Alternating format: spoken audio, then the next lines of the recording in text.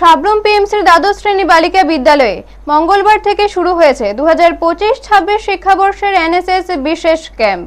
প্রদীপ প্রজ্বলন ও জাতীয় পতাকা উত্তোলনের মধ্য দিয়ে এই 7 দিনব্যাপী কর্মসূচির শুভ সূচনা করা হয়। অনুষ্ঠানে উপস্থিত ছিলেন বিদ্যালয়ের প্রধান শিক্ষক রঞ্জন দেবনাথ, প্রাক্তন স্কুল পরিদর্শক দুলাল দাস এবং এসএমসি কমিটির সদস্যরা।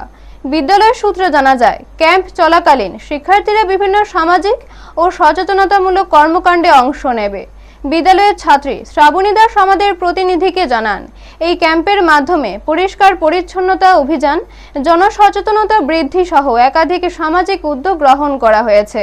সামগ্রিকভাবে শিক্ষার পাশাপাশি সমাজের প্রতি দায়বদ্ধতা গড়ে তুলতেই এই উদ্যোগ বিশেষ তাৎপর্যপূর্ণ বলে মনে করছেন সংশ্লিষ্টরা। ব্যুরো রিপোর্ট, নিউজ তৎকাল 24। আমরা এনএসএস ইউনিটের ছাত্রীরা আজ আমাদের মূল উদ্দেশ্য হলো সমাজের প্রতি আমাদের যে দায়িত্ব রয়েছে সেগুলির প্রতি আমাদের অংশগ্রহণ। আজ এই এনএসএস ইউনিটের সকল ছাত্রীরা এই উদ্বোধনের মধ্যে আমাদের এনএসএসের কাজ শুরু হচ্ছে।